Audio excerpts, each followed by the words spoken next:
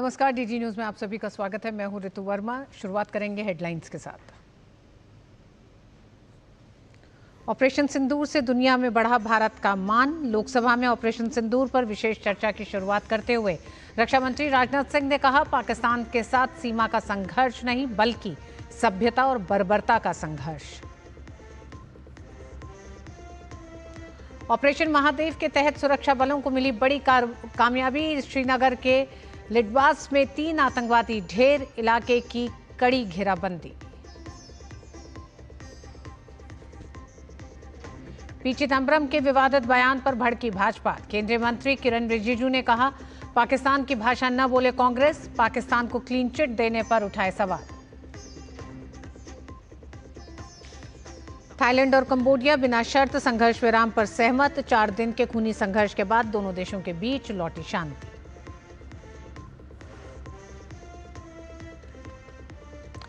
और दिव्या देशमुख ने जीता शतरंज का फीडे महिला विश्व कप। टाई ब्रेकर में कोनेरू हम्पी को हराया।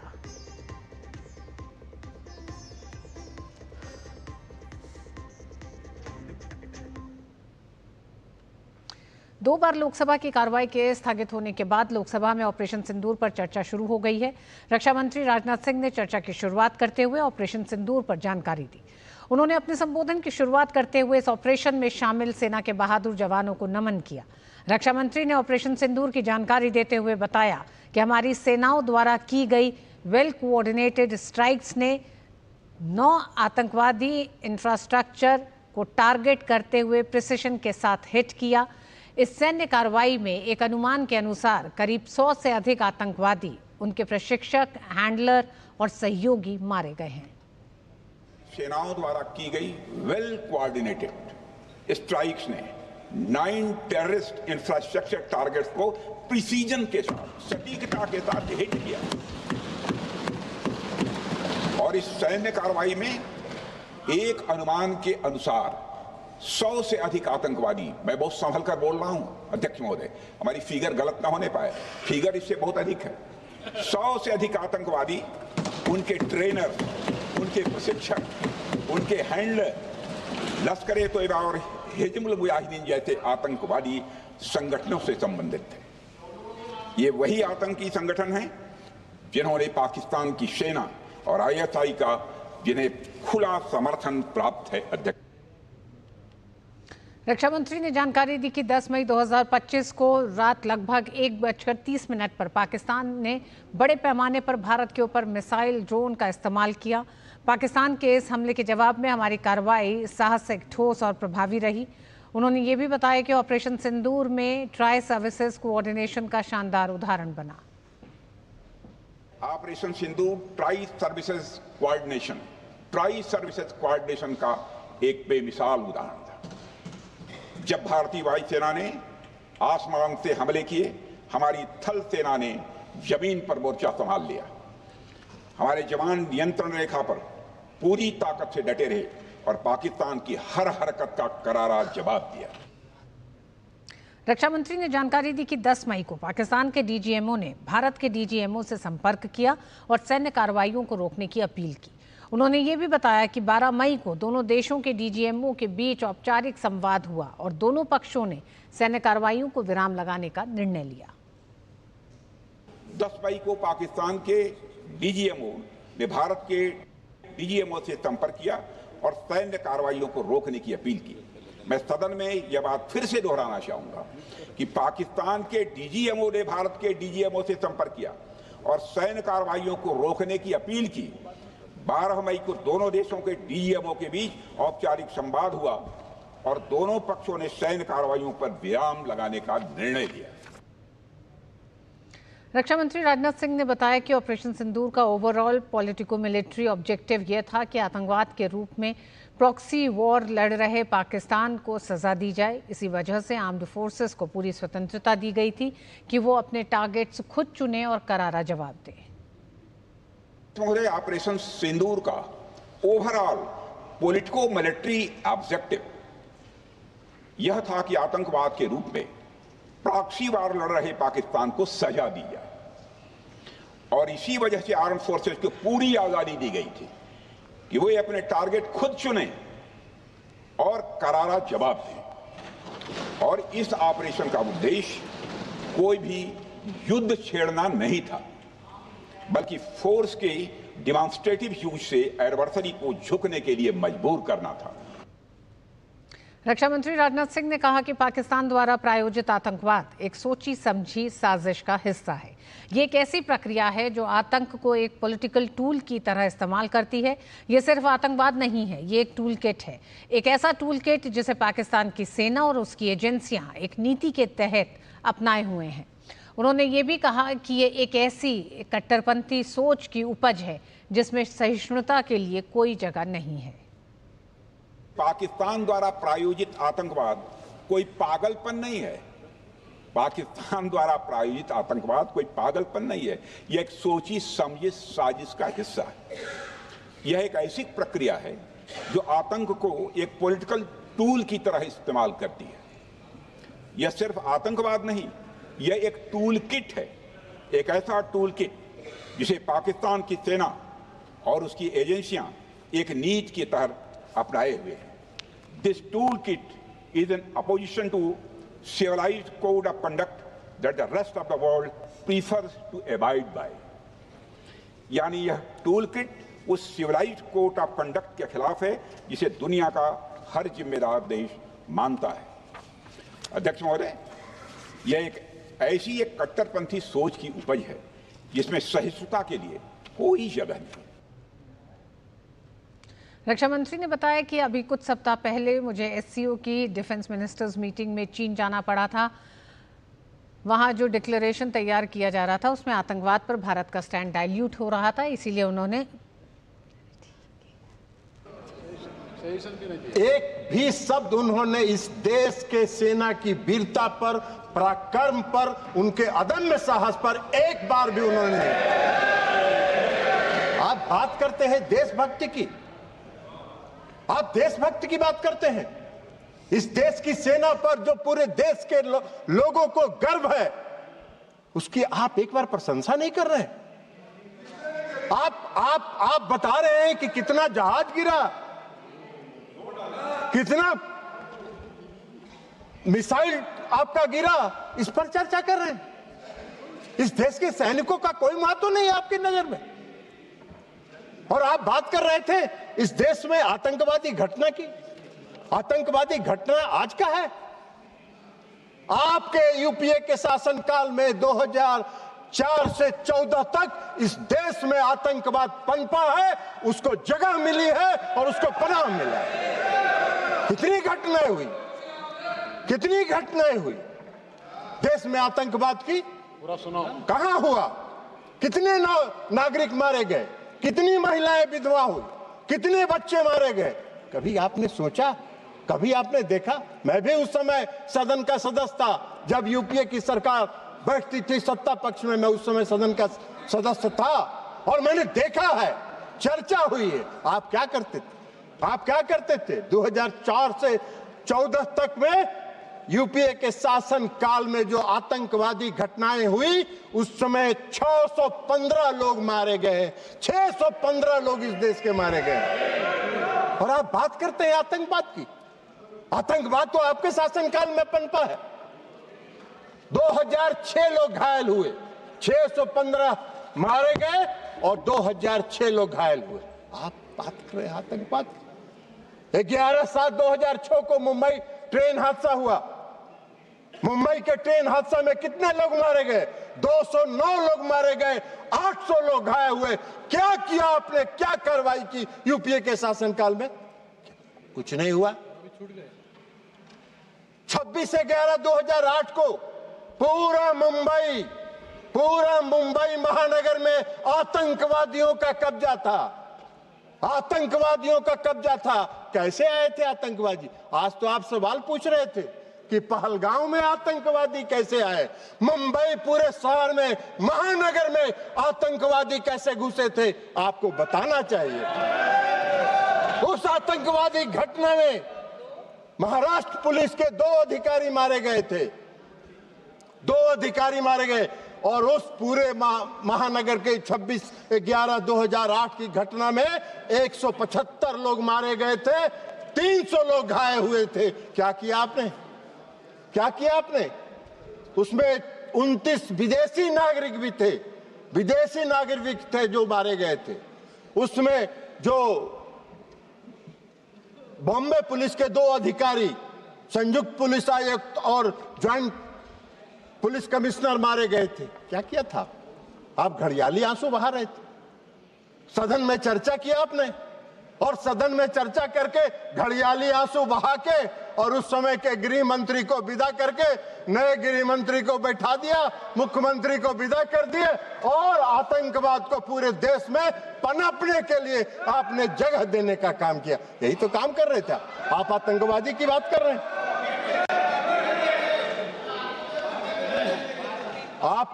आपको आतंकवाद के खिलाफ लड़ाई लड़ने का न साहस था यूपीए सरकार को, और न उसमें दम था कि वो आतंकवाद के खिलाफ लड़ाई लड़ते। खाना पूरी करते थे, घड़ियाली आंसू बहाने का काम करते थे। हाँ,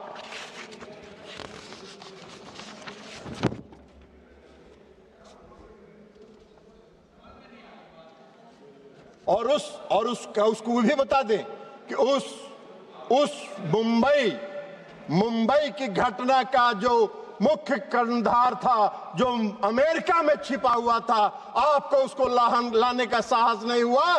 प्रधानमंत्री नरेंद्र मोदी जी ने उसको इस देश में लाके उस पर मुकदमा चलाने का काम किया। आप बात कर रहे हैं? हाँ, जरूर है। आज जरूर है कि इस देश में भारत ने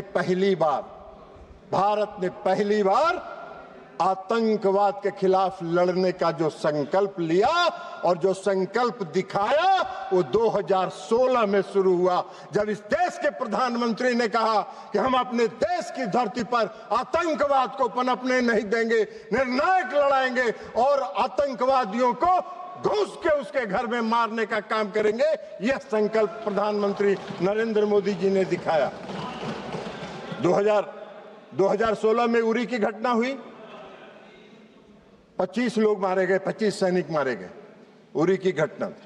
और 25 सैनिक मारने के बाद देश के प्रधानमंत्री ने निर्णायक लड़ाई लड़ते हुए सर्जिकल स्ट्राइक किया और पाकिस्तान की सीमा में घुसकर पाक आतंकवादियों को समाप्त करने का काम किया। यह प्रधानमंत्री ने इस संकल्प के साथ काम किया, आतंकवाद के खिलाफ लड़ाई लड़ने का काम किया। आपको कहां दिखाई दे रहे? आतंकवादी प्रशिक्षण केंद्र समाप्त हुए सर्जिकल स्ट्राइक में, सैकड़ों आतंकवादी मारे गए, और फिर दोबारा आतंकवादियों ने साहस किया। फरवरी में 14 फरवरी 2019 को पुलवामा में आतंकवादी घटना हुई, और पुलवामा में सीआरपीएफ के गाड़ी पर आत्मघाती हमला हुआ, और उस आत्मघाती हमले के बाद आदरणीय प्रधानमंत्री नरेंद्र मोदी जी के नेतृत्व वाली सरकार ने अपने संकल्प को फिर दोहराया और एयर स्ट्राइक करके पूरे प्रशिक्षण केंद्रों को तबाह किया। जैसे मोहम्मद के लश्कर के सारे प्रशिक्षण केंद्रों को तबाह करने का काम किया। आप मोदी जी को सिखा रहे हैं आतंकवाद के खिलाफ लड़ाई लड़ने का। आप तो आतंकवाद के खिलाफ क्या लड़ाई लड़े थे? इतना दिन देश में शासन किए, आजादी के बाद से तो सबसे ज्यादा शासन आप ही लोगों ने किया है। तो आपको बताना चाहिए था कि हमने ये काम किया था। आप तो कुछ किए नहीं, तो 0 सन्नाटा है। तो 0 सन्नाटा में क्या कहिएगा? तो खोज रहे हैं, अभी बोल रहे थे पहलगांव में आतंकवादी किन उद्देश्यों के साथ आया, उसका भी व्याख्यान आप ही कह रहे थे कि इन उद्देश्यों के साथ पहलगाम में आतंकवादी घुसे थे। आपसे पूछ के घुसे थे क्या वो लोग? आपको कैसे जानकारी है कि वो किस उद्देश्य के साथ लेके घूमे? अरे ऐसा बात मत करिए। कम से कम देश की एकता और अखंडता के साथ मजाक मत करिए। देश की एकता और अखंडता के साथ देश की सरकार के साथ खड़ा रहने का काम कीजिए, नहीं तो कोई नहीं। विश्वसनीयता तो प्रतिदिन समाप्त हो ही रही है, आने वाले समय में कोई पूछेगा भी नहीं, यह भी जान लीजिए। तो इसलिए एयर स्ट्राइक किया प्रधानमंत्री जी ने, पुलवामा की घटना के बाद 26 अप्रैल को बालकोट में घुस के एयर स्ट्राइक करके आतंकवादियों को के प्रशिक्षण केंद्र को समाप्त करने का काम किया। ये प्रधानमंत्री का संकल्प था, ये मोदी जी का संकल्प था। यूपीए के किसी सरकार के प्रधानमंत्री ने यह संकल्प नहीं लिया था। यह काम मोदी जी ही कर सकते हैं, दूसरा कोई नहीं कर सकता है। और अब ऑपरेशन सिंदूर पर आइए। 22 अप्रैल को पहलगाम में घटना हुई और 22 अप्रैल को पहलगाम में जब घटना हुई तो अरे जाओ ना यार, वहां वोटर बड़ा जाली बनवा है, वो उधर जाके देखो।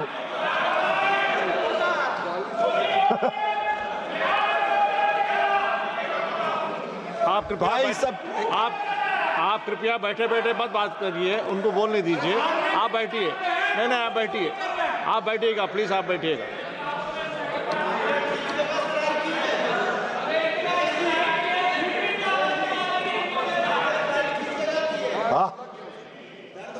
उनको होए नस पकड़ा गया है, असली नस पकड़ा गया। इलाज भी अगर देखिए, आपको एक चीज बता देते हैं, अगर असली बीमारी पकड़ा जाता है तो उसका इलाज भी परफेक्ट होता है।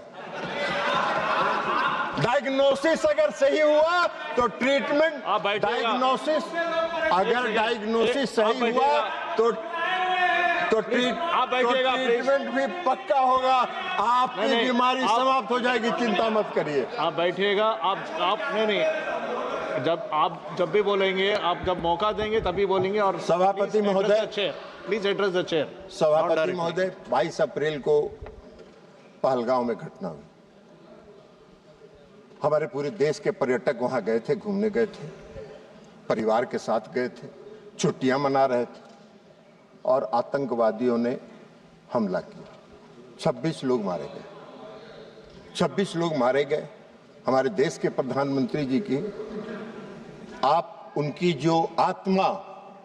उनकी आत्मा जो इस देश में बसती है,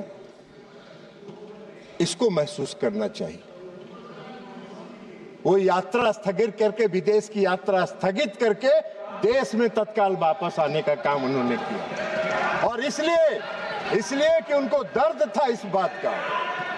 सुन लीजिए ना यार, बैठिए ना, प्रवचन मत दो ना यार, तमाशा कर रहे हो।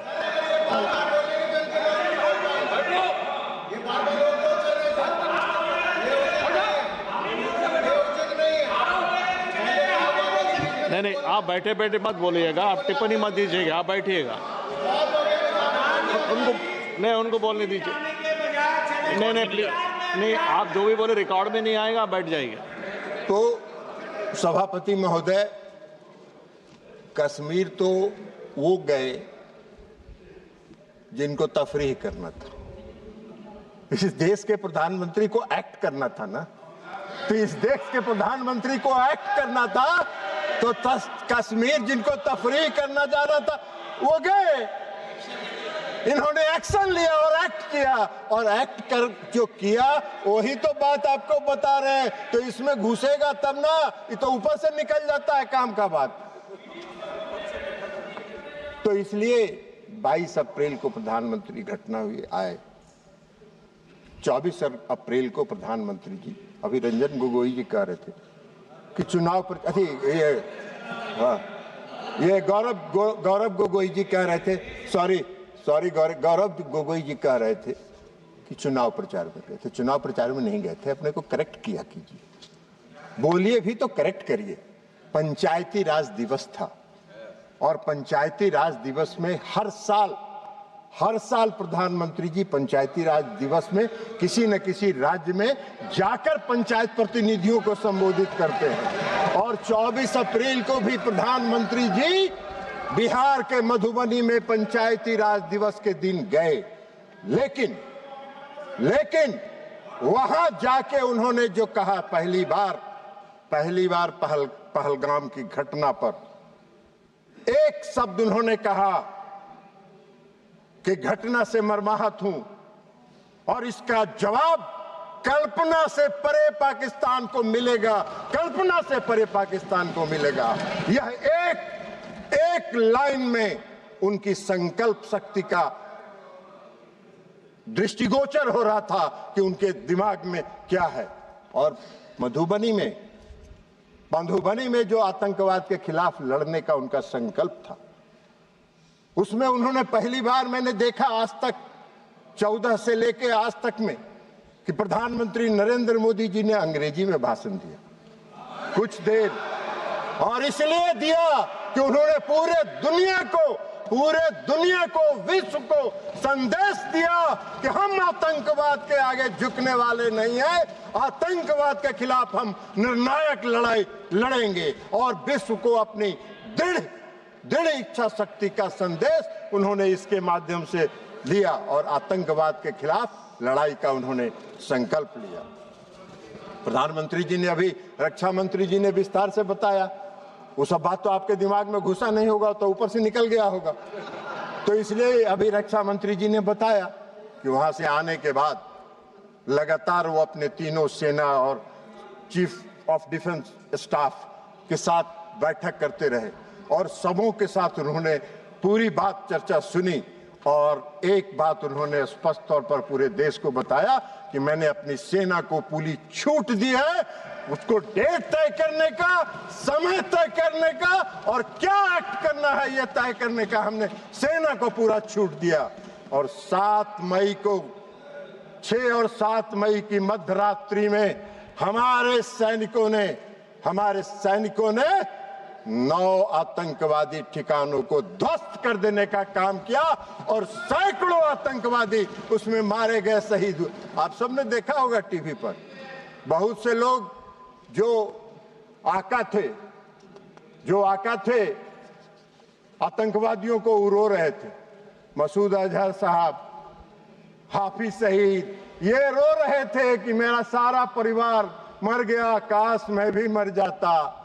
सारे आतंकवादियों को ध्वस्त करके उन्होंने संदेश दिया कि अब इस देश में और पाकिस्तान की धरती पर आतंकवाद को हम बर्दाश्त नहीं करेंगे। और यह संकल्प उन्होंने पूरा करने का काम किया। 100 से ज्यादा आतंकवादी मारे गए।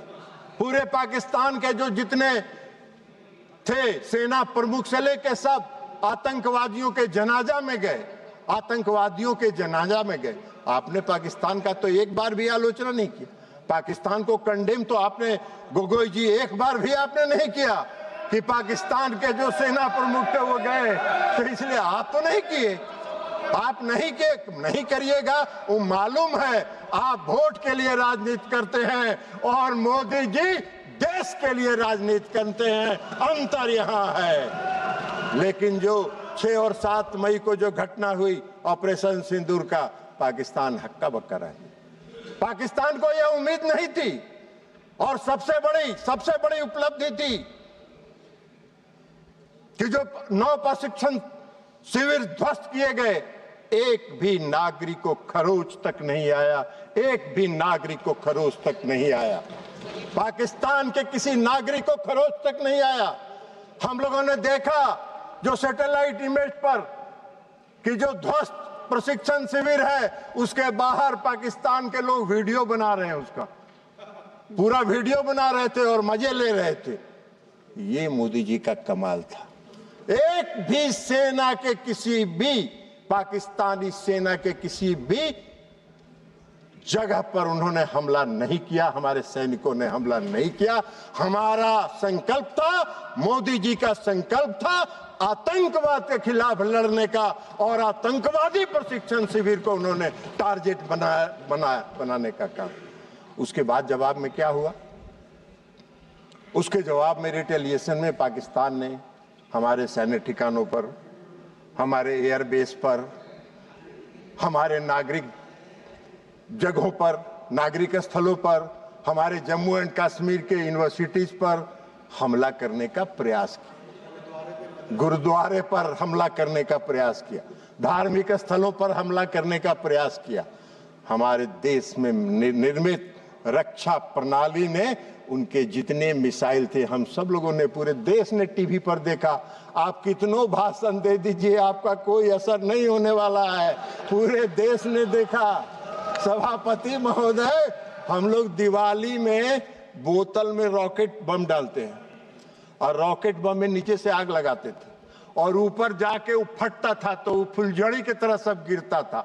उसी तरह पाकिस्तान के जितने मिसाइल थे हवा में फुलझड़ी की तरह ध्वस्त हो गए। ये पूरे देश ने देखने का काम किया। आपको नहीं दिखता है, हम क्या करें? चश्मा लगा लीजिए, चश्मा बदल लीजिए, चश्मा लगा लीजिए, चश्मा बदल लीजिए। लेकिन आपको दिखा नहीं, पूरे देश ने देखा। पूरे देश में तब वाहवाही हो रही थी तो आपको नहीं दिखता है। फुलझड़ी की तरह उड़ गया, कहीं कुछ नहीं, कोई नुकसान नहीं हुआ। पूछ रहे थे गृह रक्षा मंत्री, अरे रक्षा मंत्री जी का पूरा भाषण आप अगर ध्यान से सुनते तो रक्षा मंत्री जी ने बताया कि हमारा कोई हानि नहीं हुआ, हमारा कोई जहाज नहीं गिरा। आप फिर पूछ रहे हैं कितना जहाज गिरा था, कितना जहाज गिरा था, कितना जहाज गिरा था। अरे भाई, तो इसलिए सारे उनके मिसाइल को ध्वस्त कर दिया, हवा में ध्वस्त कर देने का काम किया उन्होंने। और उसके बाद जब भारत ने जवाब देना शुरू किया तो पाकिस्तान की पूरी रडार सिस्टम और रक्षा प्रणाली पर हमला करके उसको लाहौर और गुजरांवाला में सारे सिस्टम को हमारे देश की सेनाओं ने ध्वस्त कर दिया। पाकिस्तान का पूरा रडार और रक्षा प्रणाली ध्वस्त हो गया। उनके कमांड और कंट्रोल को ध्वस्त कर देने का काम किया। और 11 एयरबेस को हमारे वायुसेना ने 11 एयरबेस को ध्वस्त कर देने का काम किया। यह हमारी उपलब्धि थी। आपको दिखा नहीं ऑपरेशन सिंदूर की उपलब्धि, आपको दिखेगा भी नहीं। लेकिन पाकिस्तान भी चालाकी कर रहा था। पाकिस्तान ने, आपने देखा होगा, पूरे देश ने देखा कि जब पूरा ऑपरेशन सिंदूर का चल रहा था तो पाकिस्तान अपने नागरिक विमान का भी परिचालन कर रहा था। और नागरिक विमान का परिचालन इसलिए कर रहा था कि अगर कहीं इंडिया ने एक भी नागरिक विमान को ध्वस्त किया तो उसमें विदेशी नागरिक भी होंगे, पैसेंजर। तो पूरे देश में इस देश की, हमारे देश की सेना ने और हमारे नेतृत्व ने उनकी इस चालाकी को समझा और एक भी नागरिक विमान पर खरोच नहीं आया। फिर भी हमने कमांड और कंट्रोल को समाप्त किया, उनके एयरबेस को समाप्त करने का काम हम लोगों ने किया। यह हमारी उपलब्धि थी ऑपरेशन सिंदूर की, यह हमारी उपलब्धि थी ऑपरेशन सिंदूर की। और आप बात कर रहे हैं क्यों रोक दिया, क्यों रोक दिया, क्यों रोक दिया? पहले ही बता दिया प्रधानमंत्री जी ने कि हमको युद्ध नहीं करना चाहते हैं, हम युद्ध नहीं करना चाहते। हमारी लड़ाई आतंकवाद के खिलाफ है और आतंकवादियों को और आतंकवाद का अगर प्रश्रय पाकिस्तान की धरती पर मिलेगा तो हम घुस के हमला करेंगे और आतंकवाद को समाप्त करेंगे। प्रधानमंत्री का नहीं था। इसलिए डायरेक्टर जनरल मिलिट्री ऑपरेशन और दोनों देश के डायरेक्टर जनरल मिलिट्री ऑपरेशन ने बैठ के यह तय किया और बैठ के यह तय करके कहा कि भाई हमको युद्ध रोकना है, युद्ध रोक दीजिए। पाकिस्तान घुटने के बल बैठ गया, सारा उनका एयरबेस ध्वस्त हो गया, रडार सिस्टम ध्वस्त हो गया, रक्षा प्रणाली ध्वस्त हो गया। उनको तो कुछ दिखाई ही नहीं पड़ रहा था कि कौन देश, भारत से कौन जहाज किधर से आ रहा है और कहां हमला करके चला जा रहा है। तो अब उनके पास चारा क्या था? उन्होंने घुटना टेक दिया और घुटना टेकने के बाद सीज फायर हुआ। सीज फायर होने के बाद इस देश के प्रधानमंत्री आदरणीय नरेंद्र मोदी जी ने राष्ट्र के नाम संबोधन में यह कहा कि हम आतंकवाद को कभी बर्दाश्त नहीं करेंगे। हमारा ऑपरेशन सिंदूर बंद नहीं हुआ है, स्थगित हुआ। फिर हमारे जब भी हमारे देश की तरफ आंख उठा के देखोगे, हम घुस के मारेंगे और आतंकवादियों को समाप्त करेंगे। आतंकवाद के खिलाफ हमारी लड़ाई है, हमारी कोई किसी देश के खिलाफ लड़ाई नहीं है। तो इसलिए ये सारा काम हुआ, लेकिन गोगोई जी को नहीं दिखा। अब ऑपरेशन सिंदूर की सफलता, प्रधानमंत्री के कुशल नेतृत्व की क्षमता, सैनिकों के पराक्रम, वीरता, अदम्य साहस, आत्मनिर्भर भारत के तहत निर्मित रक्षा प्रणाली का परिणाम पूरे दुनिया ने देखा। पूरे दुनिया ने देखा और सिर्फ देखा ही नहीं, उसको सराहा भी, और पूरे दुनिया ने हमारे ऑपरेशन सिंदूर को सराहा और समर्थन करने का काम किया। विश्व ऑपरेशन सिंदूर ने पूरे विश्व के सामने एक संदेश दिया, पूरे विश्व के सामने एक संदेश दिया ऑपरेशन सिंदूर ने कि भारत एक सशक्त देश है जो अपनी रक्षा करने में सक्षम है और अपनी देश की रक्षा करने के लिए वो पूरी तरह स्वतंत्र है। पूरे दुनिया ने भारत की ताकत को ऑपरेशन सिंदूर में देखा। आपने नहीं देखा, आप नहीं देखना चाहते हैं तो मत देखिए। पूरे देश ने देखा है, पूरे दुनिया ने देखा है, पूरे दुनिया ने उसको सराहने का काम किया है। तो इसलिए अब आप बार बार कहते हैं कि भाई अमेरिका के राष्ट्रपति की बात, तो ये माननीय विदेश मंत्री जी यहाँ बैठे हुए हैं, इन्होंने प्रेस कॉन्फ्रेंस करके बता दिया, प्रेस कॉन्फ्रेंस करके बता दिया, प्रेस कॉन्फ्रेंस करके कह दिया कि कोई नहीं हुआ। पूरे देश ने देखा कि ब्रिक्स सम्मेलन में जो आदरणीय प्रधानमंत्री जी कनाडा गए थे, उन्होंने अमेरिकी राष्ट्रपति से जब बात की उसको उन्होंने क्लेरिफाई कर दिया, यह भी पूरे देश में छपा। उसके बाद भी आपको नहीं है तो आपका तो दूसरा है। पूरे देश ने जो देखा, लेकिन आप दुर्भाग्य है इस देश का, इस देश की विपक्षी पार्टियों को प्रधानमंत्री और ऑपरेशन सिंदूर की सफलता दिखाई नहीं पड़ती है, जिसको पूरे दुनिया ने देखा और विश्व में देखने का काम किया।